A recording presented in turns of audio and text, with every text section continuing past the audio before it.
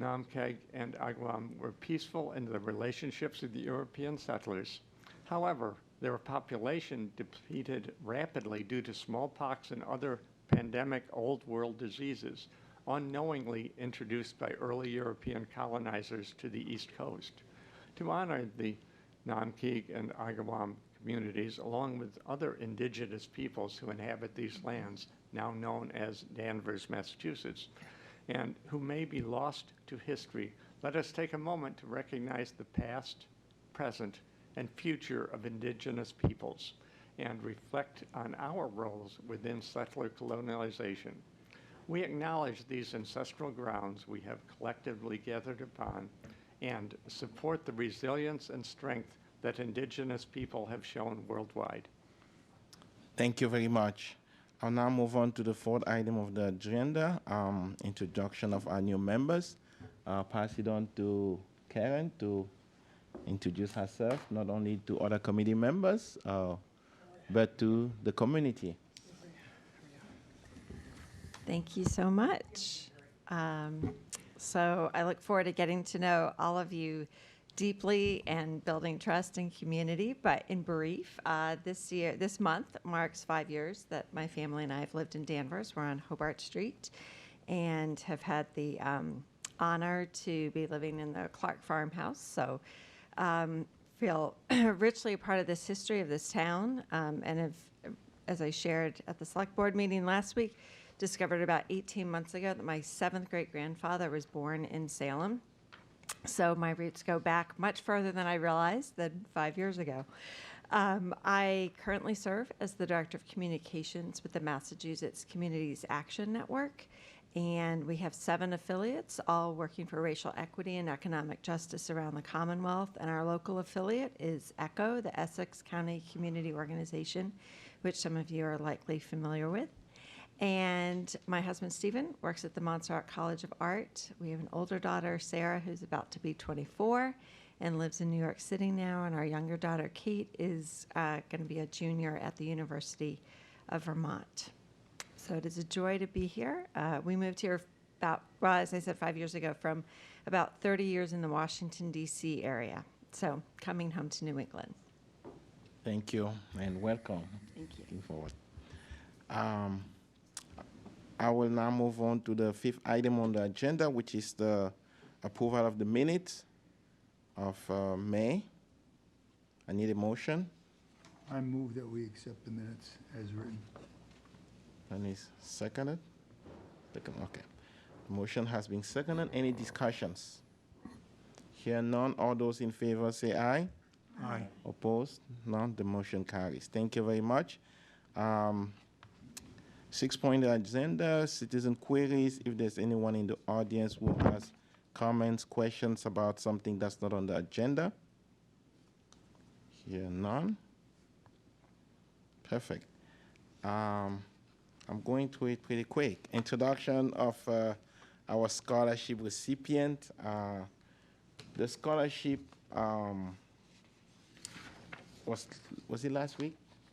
Last week? Yeah. Yes. Yes. Last Thursday. And I have a little blurb here of some of the things that I share. I was at the ceremony. I mean, it's always so moving. It's always a mixture of emotion, of tears and joy, and you know. And it's part of what I share with the community. Was the fact that we did receive so many great applications, and I think Bill Graham can attest to that. I mean, any one of these candidates could have been the recipient of this year's scholarship.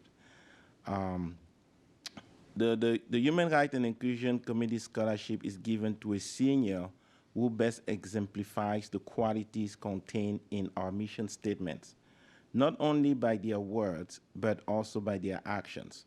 The mission statement reads in part, the Danvers Human Rights and Inclusion Committee is a cohesive task force against anti-Semitism, homophobia, intolerance, racism, sexism, and bigotry. We partner with police, school administration, and several community partners on events to create a positive atmosphere for a multicultural community. This year's scholarship recipient will probably be known to all of you here. And this is what one of the teachers wrote about. And I could have gone on and on, but I didn't want to, just hold on the mic for too long. But this is one of the things that one of the teachers who wrote a letter of recommendation said about this candidate. This may be one of the hardest letter of recommendation that I have had to write over the last 20 years. Not because I do not have a million wonderful things to say, but because in so many ways, words and a letter cannot do justice to the person that this candidate is, how much he has overcome, but most importantly, how much potential he has in this world. I spent a great deal of time trying to find a quote to relate to him and his true nature. And the following quotes caught my eye. A true leader has the confidence to stand alone, the courage to make tough decisions, and the compassion to listen to the needs of others. He does not set out to be a leader, but becomes one by the equality of his actions and the integrity of his intent. And another teacher stated that the candidate is an exceptional leader who represents the best of the intersection of his generation's trauma and addiction of social media, codependency on technology, and the intellect and humanity needed to rebuild his peers' identity as well as his own. And I can go on and on and on. So it is with great pleasure and that we have with us here today Isaiah Young, who was the HRC 2022-2023 scholarship recipient. So congratulations, Isaiah.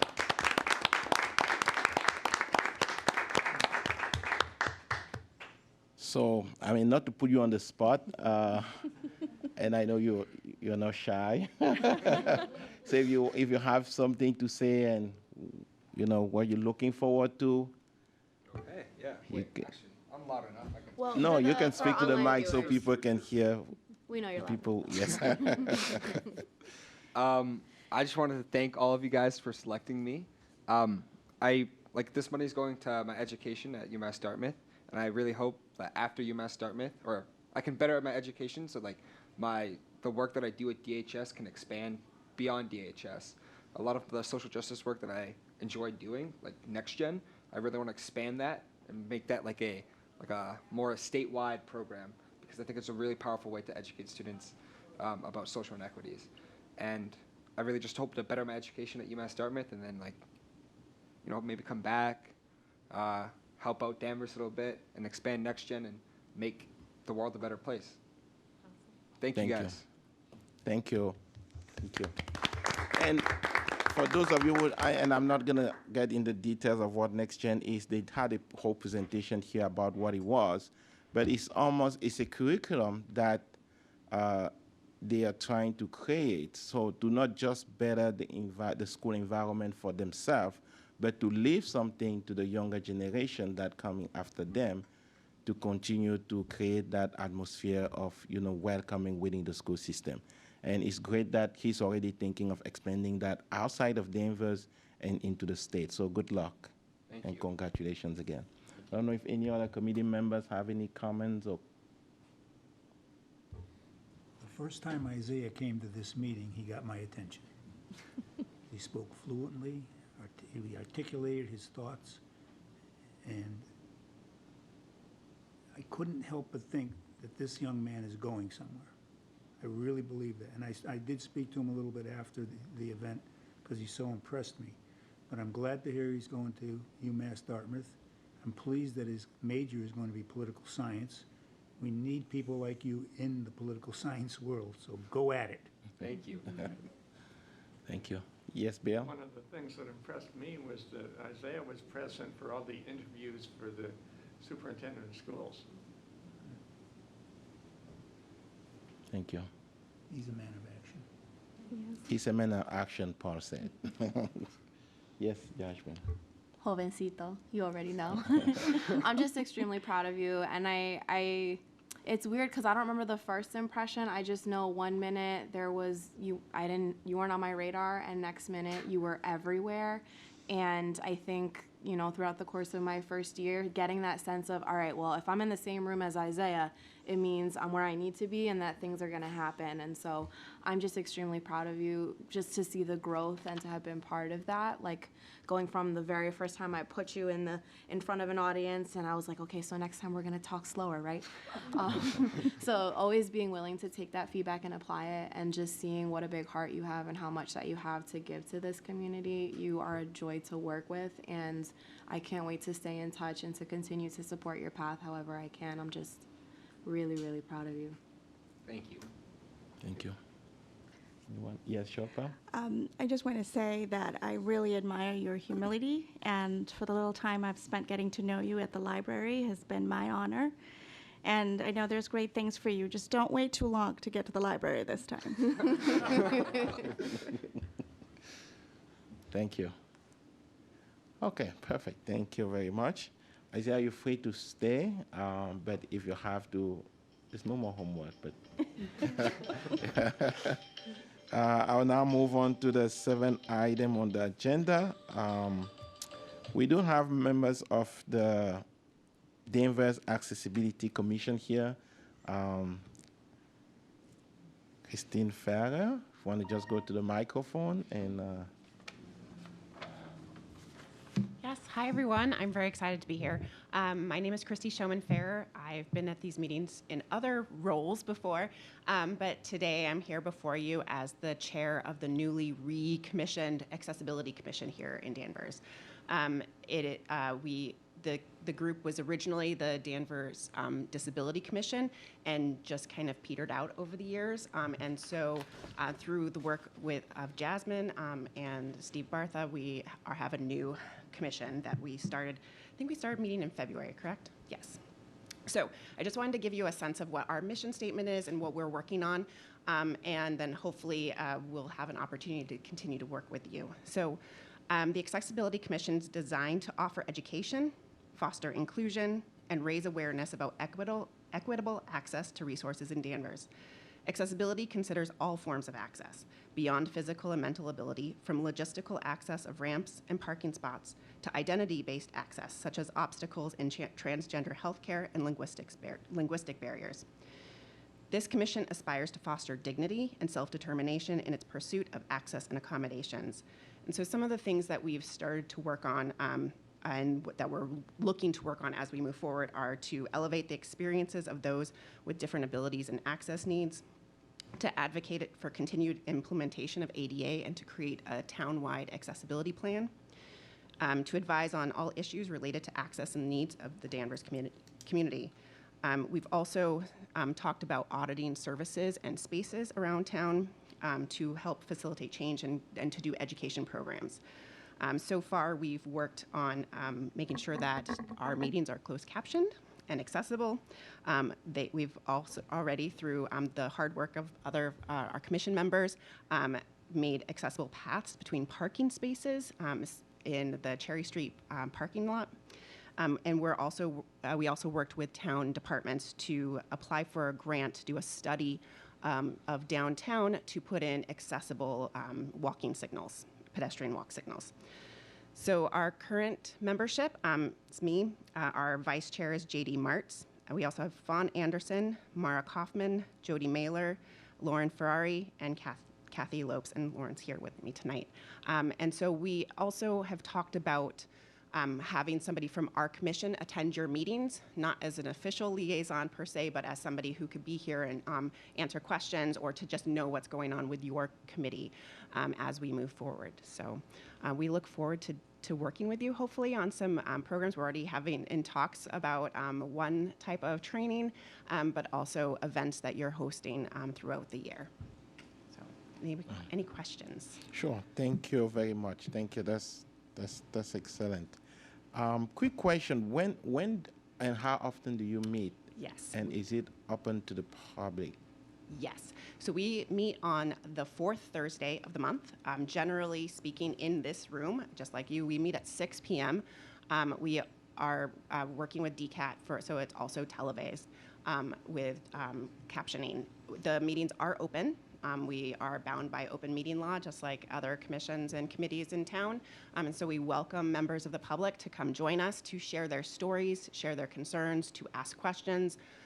We also are welcoming any other departments in town to come if they have questions about accessibility or want to work with us on projects.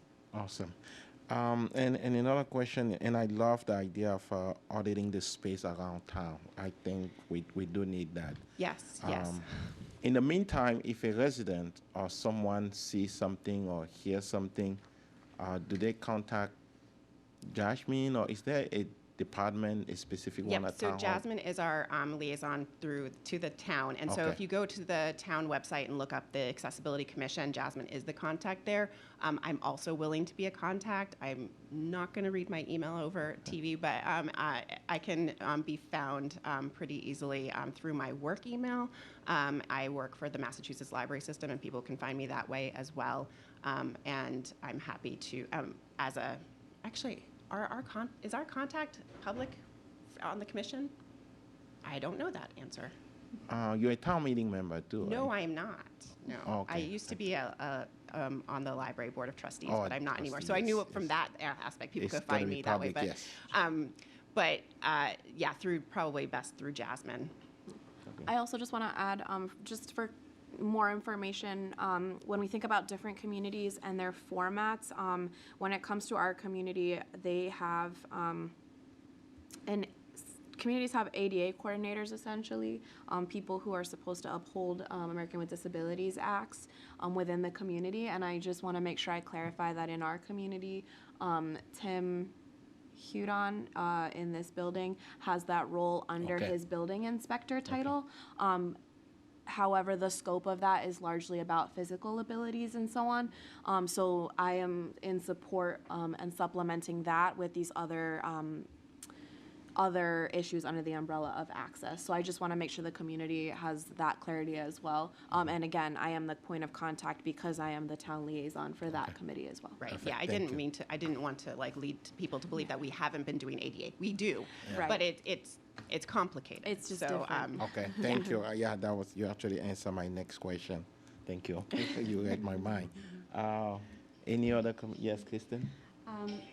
So for the, just for some ideas, and I plan to join the meetings, but Spam calls.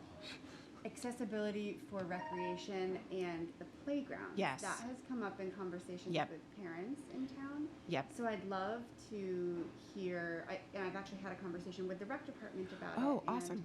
I'd just love to learn more about how we can do that, whether that's through grants or whatever, but starting with the elementary schools and then moving to any other parks and playgrounds. I think there's a lot of work to do there. Yes, absolutely. And it actually is on our radar. When we started, one of the things I asked all the commission members was to bring a list of ideas and kind of reasons why they wanted to be on the commission and things that they've seen around town that are priorities. And Lauren actually brought up the accessibility at parks and playgrounds. From my experience working on getting a new playground for one of the elementary schools, those playgrounds kind of live in between the school department and the rec department. And so I think that is we need to start having conversations, and we would love to be part of that. And one of the things that we're willing to do is research and kind of finding some ideas and maybe looking for some grants out there. Thank you. Any other questions? Yes, Shofa. So thank you for being here today, Lauren and Christy. And I've attended one of your meetings, and I'm going to be at one next week. And I have to say, the Accessibility Committee has been very open and willing to work with the town. We've talked about we've talked about the library and how we can work towards making that more accessible. And both of you have been very open. And I know JD has also offered to come and do an audit for us. So thank you so much. And we're really excited to have you and to work with you as we develop our library strategic plan. So thank you for being here today. Thanks. We are very excited. And with regard to doing audits, one of the things that we've done is met with the Salem Disability Resource Center, and no, that's not their name. I have it wrong. Can you remember? Sounds right. They used to be that. Yeah, they used to be. Is that it's the Independent Living Center. And they actually do trainings on doing audits. So that's on our kind of long-term plan too, of getting trained to do audits. And then we've also talked about investigating grants that the town can apply for to do large-scale audits. And then on a long-range plan as well, but hopefully floating to the top is actually voter access and making the voting experience more accessible to people of all types of abilities. Awesome. Terrific. Any other questions, comments? Here none. Well, thank you so much, Thank Christy. you, and Thank I you. look forward to seeing you all at different events, but also Lauren is one of the members who has said she wants to come to your meetings, and we have a couple other people who will probably rotate through, so keep an eye out for them too. Definitely. Our mission statement and our work cross paths, and we're definitely going to be working together. So Thank you so much. Thank you. Okay, next item on the agenda, liaison updates.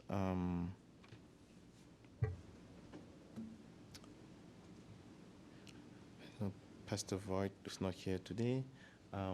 Isaiah, there's no update? Anything or? Only update I can think of is the class of 2023 graduated last Saturday. And yeah, that's about it. Congratulations. Kind of a big deal. Congratulations. Oh, and to that point, that means of our liaisons, that's Isaiah Young, but also Jewo Jata as well graduated, and she will be attending Howard University. Oh, awesome. Well, congratulations to you and to Jeho Jata. And I think we should send them, should get like a little certificate or something and send their way. More things that I'm throwing on your plate. Sorry. Yeah, we'll work on that. Eric, school committee update? Sure. I didn't check if I Thank you, didn't Mr. check my Chairman. way. Just a few things that came up nothing at this to week's school committee meeting is Gabe Lopes, one of my colleagues on school committee, expressed an interest in also serving as one of the liaisons to this committee. So we're going to try and go together most of the time, but if one of us can't make it, hopefully the other will, so there'll always be someone here. We also want to congratulate Isaiah, both on graduation and going to UMass Dartmouth and for his work with this committee.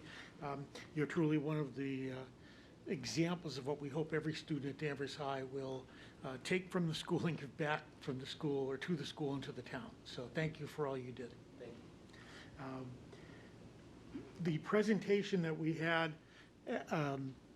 at school committee this month, there were two of them that I think are relevant here. One is the presentation on the Best Buddies program, which is basically a program that takes high school students and puts them together with students from Max Travers' life skills class.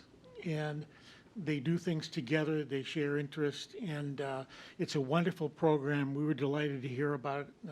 Isaiah, I see you nodding your head. So you really can't argue with the good things that they do. And I have found that the students who are the buddies, even after they leave school, they're still reaching out and keeping contact. So that's one thing we heard about. The other thing I think is relevant is the school accomplishments were presented for this year. And virtually, in fact, every school did have a focus on inclusion and making every student feel welcome and valued in the schools. And these included everything from the high school on down to the elementary schools.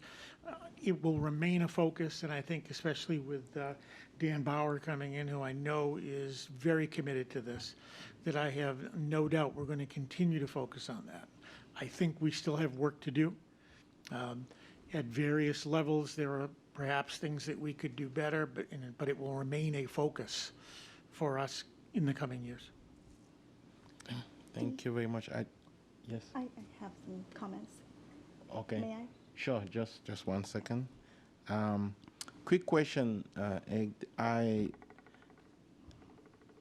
There's a, I don't know if it's a diversity or this is subcommittee, equity subcommittee. Equity, at the- and I think equity was combined, I believe, with curriculum.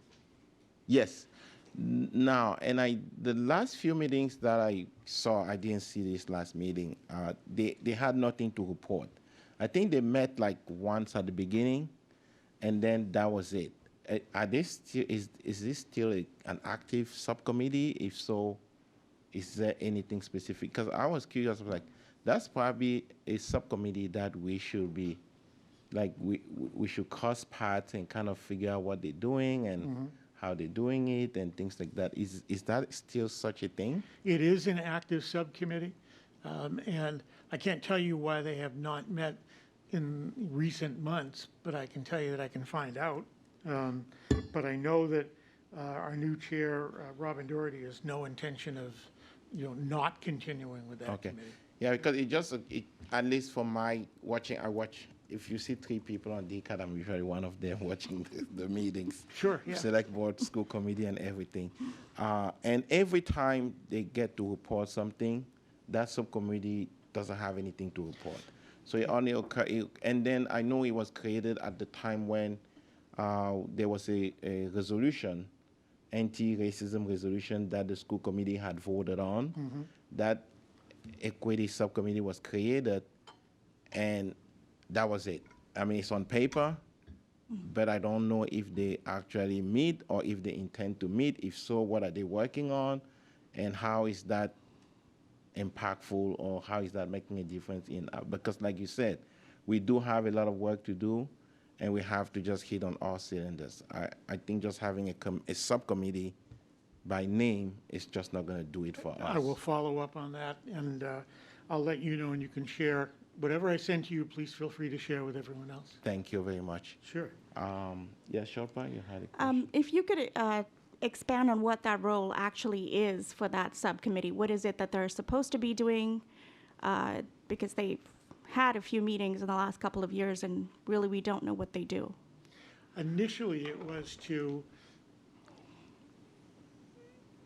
I guess I would describe it particularly both for the equity committee and for the curriculum committee, which have now been combined. The idea was so that at least 2 school committee members as a subcommittee could understand in detail what we were doing in terms of equity and in terms of the curriculum. And we felt, I think, that they overlapped, which is why the suggestion was to sort of merge them. But the idea was to be able to have, ironically, greater outreach to the community so there'd be a greater understanding of what we were doing. And I think that Mary Wormers has done a good job of updating us throughout the year on our inclusion and equity efforts. And I think that even the workshop that was held in terms of the books when we were having the reading sessions coming up, I think all of that was fine, but I don't know that the committee actually did as much to spread the word as we had hoped that they would. So I accept the fact that we need to ramp that up more, and I'll talk to Robin about that as well. Yeah. Okay. Because your criticism is, I think, legitimate. It was a question, wasn't a criticism. The other thing was, it's good to see you today. This is, of course, our last meeting before the summer, and of course, schools are closing, and we would have liked to interact more with you during the school year because there have been several things that we would have liked to talk to you about over the school year. But it's good to know that Gabe will be here as well, and you can both Yes. interchange. I just want to ask a few questions about the middle school. Sure. There have been several incidents, and as a parent and a member of this committee, is there any assurance you have for us, especially those of us who have queer children or children of color, Jewish children, what is being done to make sure that they're being safe at the school? I think in general, it is a safe school from a physical standpoint, mostly. But I will say this, we recognize that there are issues at the middle school. We have a new principal coming in. He's experienced an experienced middle school principal. And I think we expect that there will be changes and improvements next year. I think we recognize that try as they may in terms of working with students, we can do more. When I mentioned earlier on that there are things we could do better at different levels, the middle school, I think, in particular, falls in that category. Now, that is not to say that it's out of control or in chaos. I don't accept that that would be the case. But clearly, we need to do more there, and I think the change in administration is going to make a difference with that. That's one of the things that we've talked about, and I think we're going to see it. I have confidence in the principal coming in. And that's the first step, get a leadership team in place that can carry out the mission. Perfect. Thank you very much. Yes, Isaiah. No, hold on one second, Isaiah. I have committee members first. Questions, comment? Okay. I had a To the question. chair. Yeah, to just build on what you were saying, Shilpa, I think it was a very successful elementary curriculum, 3-part series. And I don't know if the equity subcommittee was a part of that. I would think they would be based on the content. I attended them, and it was exactly what I would expect to see in that group. So if not, I think it's a perfect opportunity to call them into that. They were really well done, and I'd like to see them continue, especially because they were well attended in terms of, you know, what you usually see at these events, but they weren't well attended when you think of how many kids there are in our district. And so I'd like to keep building on that. Sure. And the focus was on elementary, but a lot of these issues happen in our middle and high school. So I'd like them to expand it.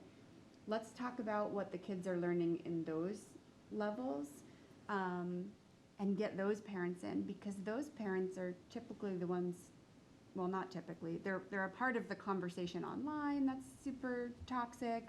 We need to call them into. So I'd love to hear maybe at the next meeting we have, or it's kind of far away, but so maybe like an update in between. I'm not sure. Are you guys pausing for the summer as well for the school committee? You are, yeah. So maybe in the fall we can just revisit that and talk about like the expansion of No, what I was going to suggest is that your group, this group, has an education subcommittee, I believe. And, No, we don't. we have a don't. Well, you used subcommittee. to. We were talking about pillars. I think that's maybe what you're thinking of.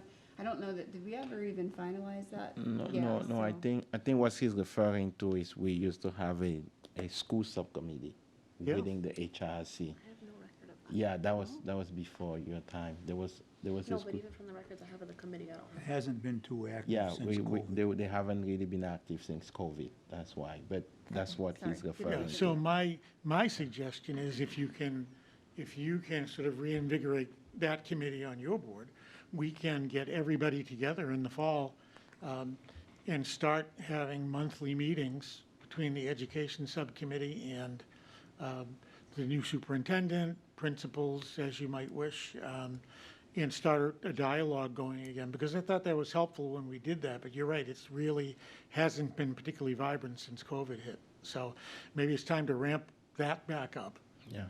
and we can have that discussion. And again, that also means that, that doesn't mean rather that we shouldn't ask the new superintendent to come here before the board, so all of you can ask questions and talk to them about his thoughts, plans, et cetera. So I think we make that happen when we start to reconvene in the fall. Perfect. Yes. Johan? Nice to see you here. You too, John. I would love to know what prompted the combining of the equity and the education subcommittee. I can see where there might be some overlap in the sense that there's some equity that we want to include in the education, obviously, but I just wonder about equity, in social aspects, equity in hiring, all the other things that are outside of the education. I hope that that's not just kind of not being dealt with because it's kind of now on the education committee. So I don't know what prompted that combining, but maybe that's something to consider, that there are some other equity things that need to be focused on that aren't just Not just curriculum. They're not just Yep. curriculum, correct? Fair question. I think the expectation was that the curriculum that would be most discussed would be the equity curriculum. But again, it's something we need to revisit as a school committee. And, I'll talk with Robin about that and see where she thinks we ought to take this. And, but your point could be well taken. We need to focus on equity. And I think curriculum can be other things, but the first thing we have to do is get that committee moving again, I think. Yeah, definitely. I think there seems to be a consensus that we will hope and love to have the school committee really reactivate that subcommittee.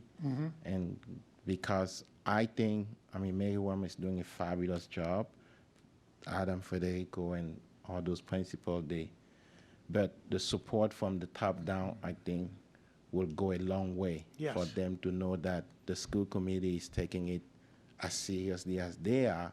And this is a subcommittee that's working not only on meetings night, but off the clock to really address some of those issues. So, and we're here as partners, and we'll continue to be, because at the end of the day, they are kids, it's our community, and we want to make it better. Absolutely. So- And look, I think this year was a different year for us too, in doing the superintendent search and patching holes to put together what I think ended up being a successful central office team, and people have really stepped up. But having said that, now we're in a real position to move forward on a lot of different things, not just this, but other items as well. We're very excited about Dan Bauer coming in, and Mary staying on as assistant superintendent. And now that we have the whole team in place, I think we're going to see a lot more movement. So, but I recognize this has been an odd year, and it was a year where we're trying to sort of keep things going as much as we could, but knowing there were going to be holes in places that they just are. But Perfect. I think we're in a better position going into next September, certainly. Thank you. Yes, Isaiah? You- As the talk about middle school was brought up, I wanted to officially announce that at the beginning of the year, when Next Gen first came to present, we said we had plans to expand to the middle school, and those plans are official. I spent, as you may not know, seniors at DHS spend Q4 on an internship, so much of my internship was dedicated to going to the middle school, surveying them, getting more data, and creating a middle school curriculum, a middle school Next Gen curriculum for them. So next year, while I may not be doing it, my predecessors will be taking Next Gen and bringing it to the middle school to better educate them about social inequities. Perfect. Thank you. Thank you, Isaiah. That's Seems awesome. the kids are doing more to advocate for the other kids. It's wonderful to see that. Dee, I just have one more comment, if I may. Sure. Just quick. Won't be too long. So one of the things that when we have our liaisons is we hope that they will report out what we, things that we're doing here and events that we're having, and some of our other liaisons do a great job of that. We did have a couple of events that, this month. We had Pride event, we had Race Amity Day. What we're hearing from students is that nobody really publicized that at the schools. At the high school, there were no announcements. There was just one poster at the back of a teacher's room. So we would love for our liaisons to maybe report out and at the school committee meetings, at the schools, events we are having. So we can bring in more of the community, we can bring in the kids from the schools, and we would really love to see that. Thank you very much. You took that line off my new business. Okay. Lieutenant Rob Sullivan. Good evening. Just to say, a few members have mentioned already we're going into our summer break, but Chief Lovell wanted me to just let the board members know that even though we won't be meeting, if there are any events that happen in town, we will continue to make sure the board members are notified immediately. So generally, Chief Lovell notifies the town manager, and then I reach out to Dee, Kristen, and Jasmine, and then they send that that email that we, with the warning, don't reply all. So we'll continue to make sure we get that information should any events occur while we're not meeting. And while we aren't, the chief also wanted me to remind members that just because we're not here every month, that we are both a resource to the community, to this board, to your families, to your neighbors. So if you need something from us, please do not hesitate to reach out at any time. Or if you have a friend, neighbor, coworker, or fellow student that needs something from us, refer them to the chief or myself, and we'll do whatever we can to assist them. Thank you very much. Any questions, comments? Yeah, no? Perfect. DER readout, Jasmine? Yes, so I think in the midst of all our event planning, I've like overlooked some of our heritage months that have passed and have been happening. So I wanted to take a moment, because as you all know, I do see myself as part of your educational resource, and I'm upset we overlooked that May was Asian American, Native Hawaiian, and Pacific Islander Heritage Month. I should have put that in my report out, but just acknowledging that, and even though many of us think that we're in a post-COVID time and conversation about anti-Asian hate has died out in the media, that doesn't mean that that has gone away, and that is still an experience for many members in our AAPI community. That is the experience of our AAPI youth in the school districts as well. So I don't want us to lose sight of that either. And of course, in addition to this month being Pride Month, it's also Caribbean Heritage Month, which I, in the midst of all this planning, I overlooked my own people.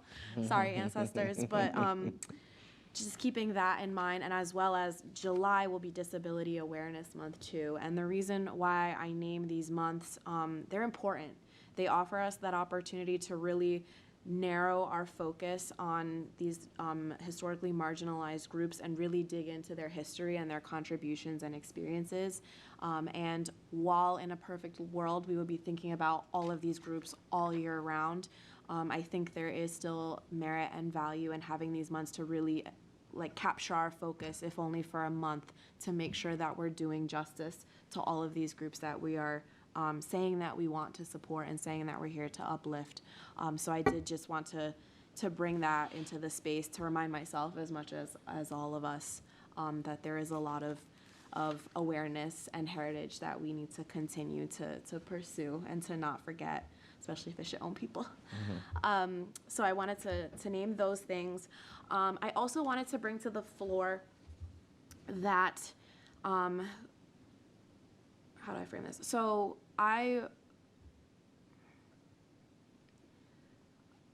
basically, I want our community to be talking about race more. I think we had a great month and some really great focus specifically on Pride, and there's been a lot of conversation about gender and sexuality, especially in our partnership with the school curriculum team and explaining to the community the kind of work they've been trying to do.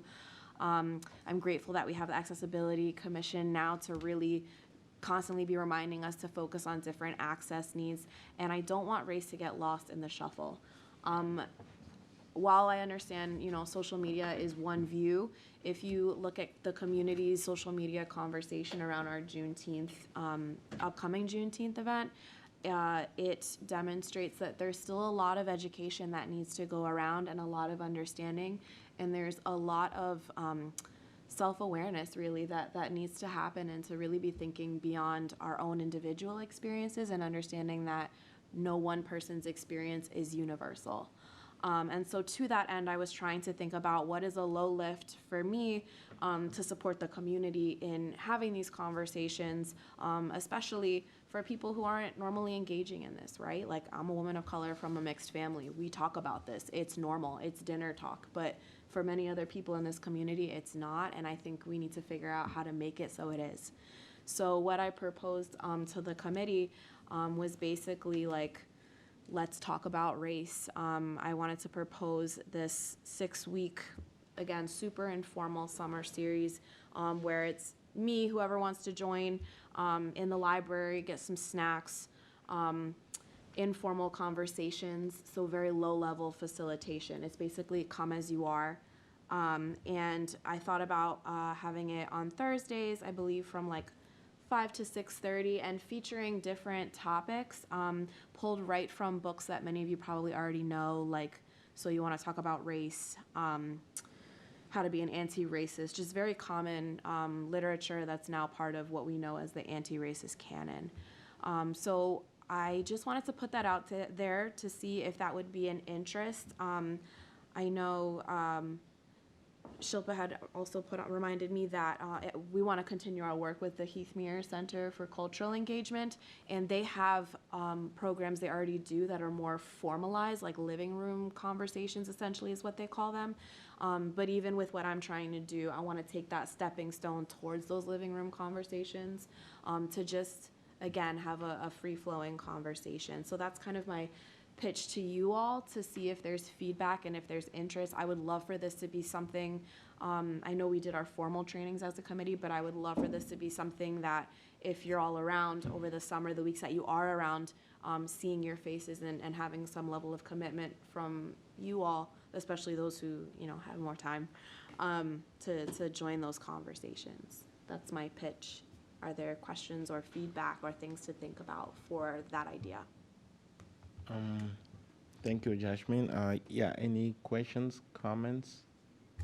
Yes, Karen? Go ahead. You want to start? No, you are. That's fine. Okay. You can go ahead. Okay. So I appreciated reading through the series. And it's fantastic. How are you thinking about kind of getting the word out and sort of bringing people into the room? Yes, promotions is a lot of work. So I don't think the schools still send out newsletters during the summertime, but I can check. But typically, I would probably take this the same route I take with other promotions, where make sure I get it to Mary for the newsletter, promoting it here. I have access to our web pages, so I can make sure that gets on our calendar, getting the posters up in the library.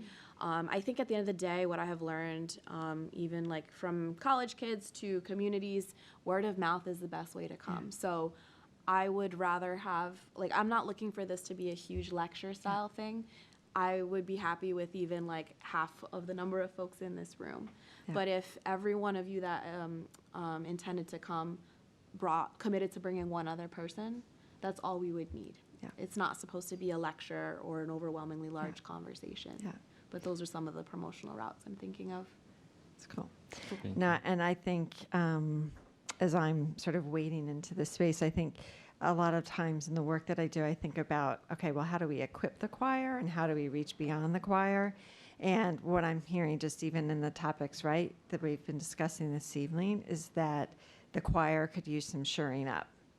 And there are a lot of folks that joined the choir in 2020, but have kind of stepped back for any number of reasons. And so it seems like this series, for those, it could kind of strengthen for the work that's to be done ahead. So thank you for putting that together. Thank you. And this is also a response to when I hosted the Facilitating for Justice workshop for the community, and we talked about what stops you from having these conversations.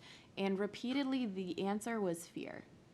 And I'm proposing this opportunity to overcome that fear, because especially in our community, for folks with identities that have more advantage historically, we need you to work through that fear.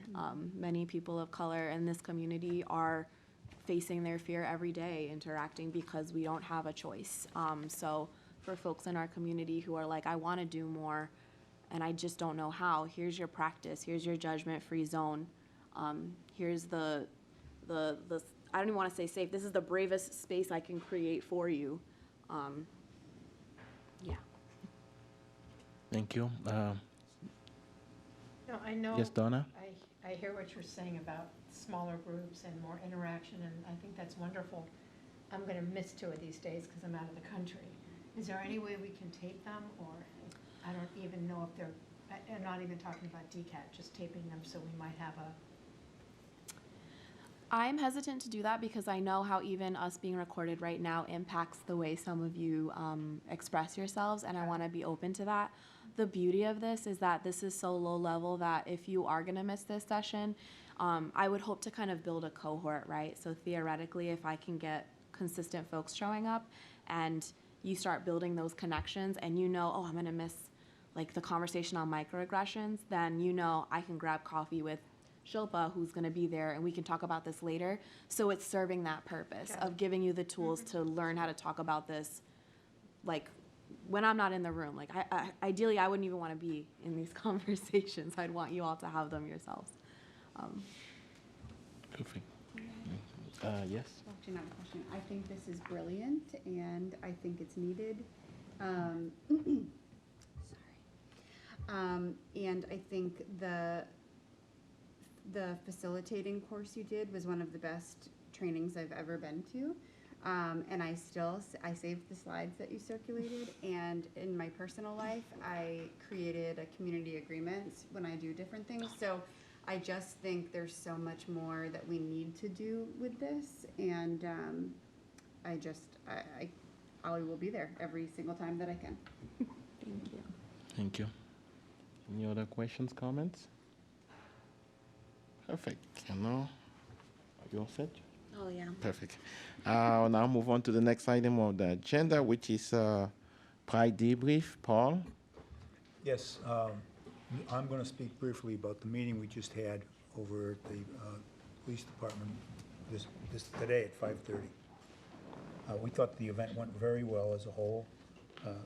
We talked about some of the outstanding things that took place, some of the concerns and questions we had as to how we can do it maybe a little bit better in the upcoming, for next year. But as a whole, we really thought it was a very tightly run, well-run flag-raising event at Town Hall. And then it dispersed, and then we had another session right on the library lawn that wasn't as well attended. And I think there could be a lot of reasons why. We haven't really figured it out yet, but we're gonna discuss it. But the vendors, I thought the whole setup at the library was outstanding. It was a very, very warm day, warm evening, and to do it in that specific space went very well, I thought, smoothly. The food trucks were a big, big hit, quite frankly.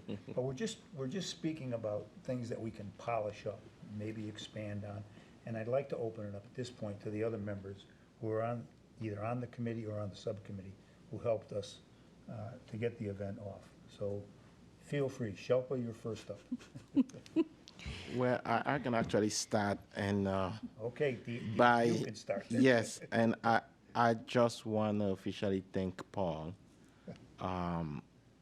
and the subcommittee, Jasmine, Shilpa, Lieutenant Rob Sullivan, and Gabrielle, Eileen, Linda, I think. I'm forgetting probably Douglas. some. Pastor Douglas. I mean, you did put quite an event together. And I know emails and... Did I say something? Yes. Serious? I did nothing. No, you did. No, You no, did. I want to tell you something. This is a true story. I'm going to take it just... I know the truth. Are you saying I'm lying? No, I'm you're saying not the lying. truth. But when I got on this committee, seriously, in 10 seconds, I realized these people know what they're doing. So just step back.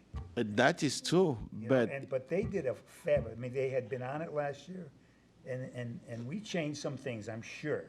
But these folks, and the folks you just mentioned, they did yeoman's work, really. that is true. Lieutenant Sullivan's got a basement full of stuff. Just as an example. That is very true. But thank you, Paul. Thank you, and thank you to the subcommittee, and thank you, Lieutenant Rob Sullivan, and thanks to the chief and the police department. I mean, their support not only to this event, but the library event, the days prior was amazing. And this year we also brought the fire department on board, which was just great. So thank you and thank you. That kind of support is really what we need, and we want to see more of it going forward. So just wanted to say that great event, had a good turnout, great time, and anybody else who wants to? It was a great event. I think Rob did an excellent job with the decorations, as I said in the debrief meeting earlier, and the setup. And really, it was great to liaison with the police department and just calling Rob or texting him and say, I have this problem, I have this safety issue, how do we deal with this? And just plowing through that. So thank you. That was really helpful to be able to do that on the days leading up to the event. I know it was different this time because we had it on a Thursday and it was a Thursday night. It wasn't during the daytime. But we did have bathrooms, we had food, we had garbage bins, just the things, ordinary things that you wouldn't really think about that we did have. It was really great to see so many families attend, and it was a joyful event. Our drag queen, Miss Wigfall, was amazing. She stayed for the entire event. The kids loved her. She had a bubble machine, read stories, just mingled with everyone. It was really a very joyful event, and I think that's something that we don't get to see in this work sometimes. It's a lot of just,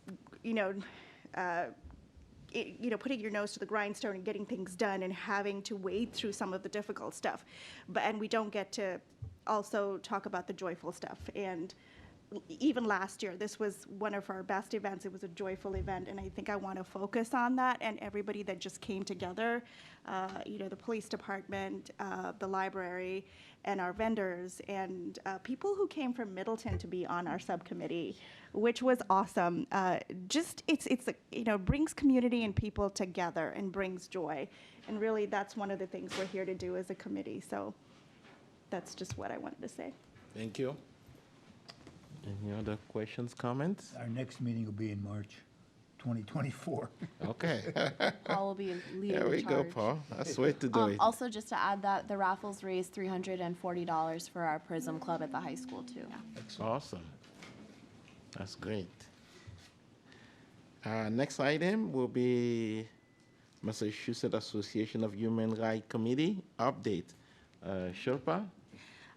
Just for Karen, you're new, so the Massachusetts Human Rights Coalition meets once a month. It's people from committees all over Massachusetts. A representative comes from one of their human rights committees. We talk about things that are happening in our town, events that are happening, promoting events, and just really, it's a support group as well. Talk about how we can handle things. We also have amazing presentations at these events. They're awesome. So the one that was on June 9th, we usually have a 2-hour meeting. I was able to stay only for the first hour.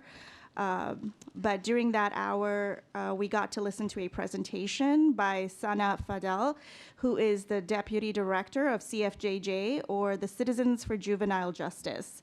So Ms. Fadel is primarily responsible for CFJJ's legislative advocacy and is the lead organizer of the statewide Massachusetts Juvenile Justice Reform Coalition. And she talks specifically about Raise the Age Massachusetts. This is a project of Citizens for Juvenile Justice. It's the only independent nonprofit working statewide to improve the juvenile justice system in Massachusetts. And so the campaign is about raising the age to include 18 to 20-year-olds in the juvenile justice system. So if you go to the website, raisetheagema.org, you can read the full policy paper there and how this reform will decrease crime, how what is being done now is not working really, and how Massachusetts young men of color bear the harshest brunt of the current policies. You'll also find information on the website on how you can get involved and how you can join the campaign. And I would encourage you definitely to go on the website and take a look, read through the policy, see how you can volunteer. It's raisetheagema.org, and I'm happy to email that out to the other members on the committee as well. I don't know if Dee stayed for the rest of it, and we did have other conversations. I know, but was it raising the flags? Yes, yeah. they also spoke of flag raising in other communities and events. Also, they shared the events that we were having here. And what they also do is they support, the different communities come to support each other. They also announced, I think it's Watertown, is getting their first Human Rights and Inclusion Committee. I think it went through their select board with the help of the association. So they want to be like a resource for different communities who are engaged in this work. Also, they had a debrief of their annual convention that happened on May 19. Unfortunately, I couldn't attend in person. I had to do it through Zoom. And I think Jasmine was there. It was at the State House in Boston. Great event. It was focused on health equity, and there was actually a panel that was talking about how communities like ours can work with local board of health to really bring health equity in our community. So it was a very well attended and very well run event. So anyone is free to participate in this meeting. I think it's is it the last Friday of the month? No, I think it's the first The Friday. first Friday of the month. First Friday Okay. of the month. And yeah. they're meeting at through 9 Zoom a.m. now. It's at 9 a.m. And we can send the link out if anyone wants to join, just to listen what other communities who are doing this line of work are working on. So, questions, comments? Yes, I apologize for not including that experience in my report out because I meant to, and then June events happened. But oh gosh, that was in May. Yeah, May 19th. Yes, I do want to share that was a really fruitful conversation to be present for, especially in person. And they even did shout out this was Dutrochet's idea, I guess. He's the one who put health equity as a topic into the air, and they took it and ran with it. He doesn't give himself enough credit.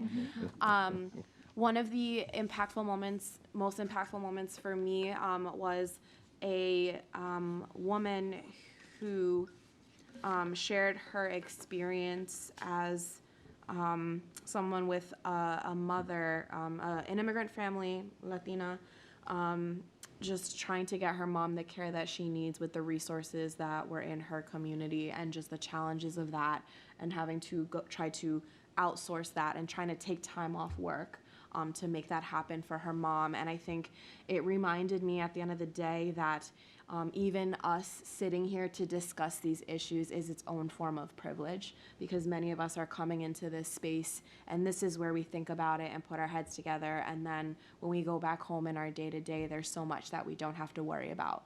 But then here was this woman who was speaking in her second language, sharing her mother's story in front of a panel of people who have all these letters after their name, and I had talked to her after a little bit about that, just to thank her for being there and sharing her story. And she was saying how intimidating it was. And I said, no, you are the expert in your own experience, and this is what you're bringing to this conversation. Because at the end of the day, she's the one leaving this conference that she took a time out of work for, and is going directly back to work to make sure that she can continue to keep her mother here.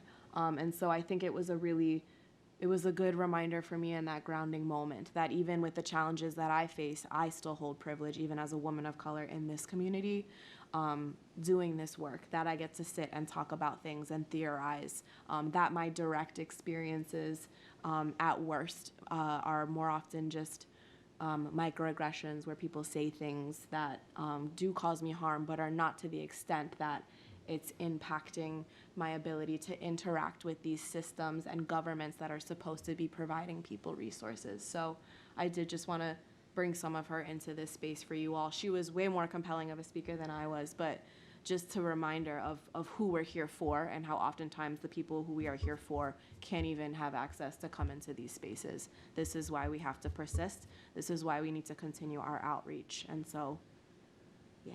Yeah, thank you. No, it was a great event. That was quite, yeah, that was quite a testimony from that woman, and just a point of history to something that I used to, in the 90s. I was living in Chelsea, 215 Washington Street. That was my address. The DEI, the Health Equity Director for Chelsea, I think her name was Sarah Arman. She said something that was fascinating. She said when we talk about health equity, people think of everything and anything. And she pointed out the fact that we all know the Tobin Bridge, which is something I never knew. She said the Tobin Bridge have been repaired so many times, and it goes from Chelsea into Charlestown. And she said back in the days when they built the bridge, it was made with lead. So there's still a lot of lead paint. But she said that the bridge had been repaired, and the Charlestown side of the bridge were all deleted. But the Chelsea side of the bridge still has lead. And when those clumps fall as the cars go through, whatever is falling from the Chelsea side of the bridge is lead falling onto the people and into their houses, whereas the clumps that are falling on the Charlestown side of the bridge have no lead. And I was like, wow. And she said that's something they've brought up to the state, to the governor's office, and it still hasn't been resolved. So it was quite an eye-opening experience to see how this is a work that we have to continue to make sure that everybody, is well taken care of. So, And thank just you. to be explicit, like, let's be mindful there are different racial demographics between Charlestown and Oh, yes, Chelsea. Yeah, yes, I'm like, yes. let's make sure we name that in Yes. case that's not obvious. There is Yes. different socioeconomic classes and different racial groups in both of those communities. Definitely. Okay, next item is, I'm gonna keep talking. Juneteenth update and proclamation. I don't know why I put proclamation here. Oh yeah, I know why. The proclamation for our Juneteenth proclamation that we adopted in our May meeting and sent over to the select board for consideration was adopted unanimously. So we will have that for Monday, Juneteenth, which is the day of our event. It's going to be in front of Town Hall. And this year we have the presence of the North Shore Juneteenth Association. They'll be here. They partner with us on the celebration this year. It's on Monday, June 19, from 2 to 3. So we'll have a poet. I think her name is Judith Wilson. We're going to have a speaker from the North Shore Juneteenth Associations. Our state representative, Sally Kerens, will be there, as well as our assistant town manager, Jen Breaker. And we also have Reverend Andre Bennett, and we have tapped one of our school committee member, Gabe Lopes, to help us say a few words and lead us into the reading of that proclamation. So it'll be a great event. It'll be DJ by, hopefully, one of our own, DJ Armando and Joko, my son. So please join us. There'll be snack 2 to 3 Monday in front of Town Hall. I think that's it about Juneteenth. Any questions, comments? This is our 3rd year. This is the 3rd annual Juneteenth celebration. The next item is the Race Amity Day debrief that we had last weekend. Dashmin? So this past Sunday, we gathered, again, we were fortunate to be tapped by the Hafner Center for Cultural Engagement to host this event, but it's actually the 6th annual one to happen on the North Shore. And I mean, it was a beautiful day. We really lucked out. The program itself was pretty packed, but some feedback I received was that it was just enough to keep you on the hook, but not too much to give you whiplash. So we were able to do our land acknowledgement, our welcome. We had an interview with Dave McKenna and Dr. Charles Desmond to talk a little bit about their friendship, their cross-racial friendship. We had my counterpart in Beverly, Wangari Fahari, performed Afro jazz. She was amazing. No, I do not have musical talents in that way. She did that in her capacity outside of her role serving in Beverly. I will be her backup dancer if she needs one someday. She was wonderful, and just to have that Beverly and Danvers cross-pollination, if you will, just that connection's been wonderful. We also had Eva Flamenco, who some of you might remember from our Latinx Heritage Month celebration. She did a fantastic little demonstration once again. We also, I should have mentioned, we started with our students performing some pocket jazz. They were super talented. Yes. They were like, wow. I'm just glad we're teaching the next generation some old school jazz songs and not just Bruno Mars. But beyond that, once again, students stole the show. So we did do a panel interviewing. We had 2 Beverly Middle School students. We had a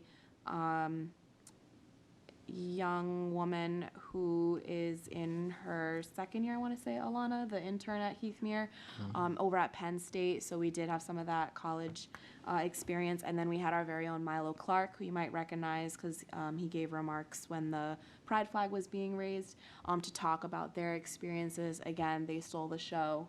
I think they were super impactful and vulnerable in talking about their experiences, particularly because they were all kids of color, making friendship with white kids and some of the challenges that brings and some of the fear and uncertainty and the desire for connection, but this dynamic of wanting to be seen as the race that they are, but not wanting the whole focal point of those connections to be about that racial difference, and they articulated it way better than I did. Am I missing any other things from the program? If anyone that was there wants to add something. It was a great turnout. We had wonderful snacks, and again, it was really great to collaborate. So thank you to Shilpa bringing in support from the library, and Destasio from the high school library was wonderful, and Lauren from Heathmere has been a phenomenal partner in this work, and we will be debriefing that event as a planning team once her schedule allows, so in the near future. Yeah, and I also wanted to say, Christina Astemeyer, one of the English teachers at the high school, was amazing. We had 2 high school students read their poetry, which was beautiful, and it was just fantastic just to listen to the kids. They really did steal the show. I hope the adults were listening, because these kids had a lot of wisdom to share, and the struggles that they're sharing within the schools. I don't think enough of us are listening. We need to listen to these kids and the struggles they're going through. Yeah, it was a really well attended and well run event. So thank you to Hidmia, thank you, Jasmine. And you gotta start singing. You don't want that. There's so many other ways I can serve this community. It'll be up on DCAT as well, so just if you want to see the footage, keep an eye. I don't even know what's up yet. I know we shout out to DCAT because they've been coming to all our events and they record these meetings, and I think they've had their hands full with this committee alone this month. So Yeah. not And we were also honored by the presence, I will mention, of Dr. Philip Rice, who is the chief emergency doctor at Salem Hospital and a great advocate of social justice issues when he's not seeing patients. So he was the one who did read the Race Amity Day proclamations for us. Sally was there, State Representative Sally, State Senator Joan Lovely, and our town manager Steve Barter were all present. So it was a really great event. And that showed the power of cross-racial friendship, how when we put it together, it could be for a greater good. So we're looking forward to continuing these events and just hoping that the community continues to come. Yes, Bill? Part of that event was pairs having a conversation with each other and some questions. Yeah. Did you like that experience, Bill? I was with Phil. Yes. Oh, lucky. Oh, you were? Nice. Okay. What Bill is saying, and I'm not sure we didn't mention that, so we had an interview between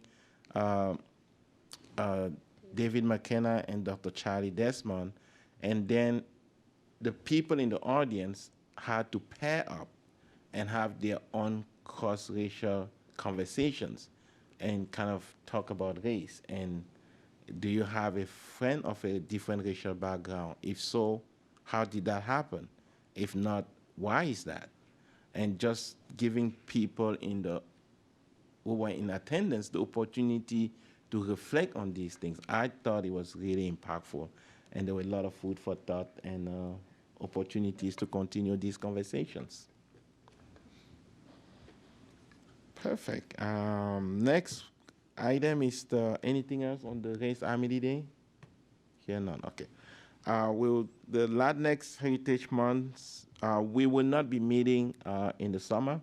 So our next meeting is going to be in September, unless there's a need for an emergency meeting, in which case we'll call one. But in the meantime, I would like subcommittees to continue to do their work. And right when we come in the fall, we will have the Latinx Heritage Month event, which is going to be our second year. So I would like a subcommittee to start working on that and report back to us in September, because we will only have a month or 6 weeks after we return to be able to have this event. So if there's no volunteer, I'll choose volunteers. Okay, Jorge, Kristen, Shorpa. I can use one more if not, I mean. Yeah, no, okay. I'll do it. Johan, okay, perfect. So I have Jorge, for the record, Shilpa, Kristen, and Johan will be working and coordinating what the Latinx Heritage Month event would look like, and you report back to us in September. Perfect. Last point on the agenda, any new business? I'll actually start. I forgot to mention it.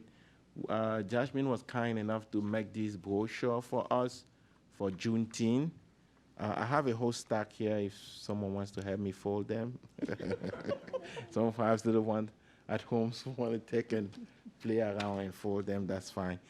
But I forgot to mention, last year during the Juneteenth event, we actually did read the Emancipation Proclamation. It's still included in this brochure, and that was actually read by residents, so people had just volunteered to read it. We have a pretty packed program this year, so I was feeling that if time permits, maybe we can do it again, depending on, because sometimes if the speakers are too long, that might drag on. If they are not, I don't know what the sense is from committee members. Do you guys think we can do that again? Because people will already have it in the brochure, and we'll just need volunteers to read it. Why not? Yeah, time permitting, why not? Okay. Perfect. That's it for me on the new business. Any other new business?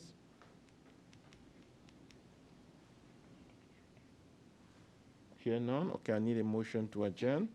So moved. Second. Okay, all those in favor say aye. Aye. Opposed? None? Thank you. Good night, Danvers. Thank you very much. I do have one piece of unofficial new business, but I'm just